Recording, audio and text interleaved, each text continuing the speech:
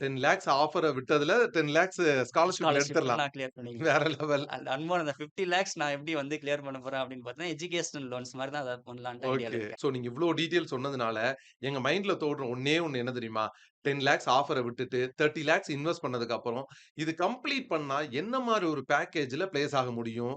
And இந்த higher studies முடிச்சதுக்கு அப்புறம் எந்த மாரி கண்ட்ரில வொர்க் பண்றதுக்கான ஒரு ட்ரீம் கிரியேட் ஆகும் அப்படிங்கிறது தான்.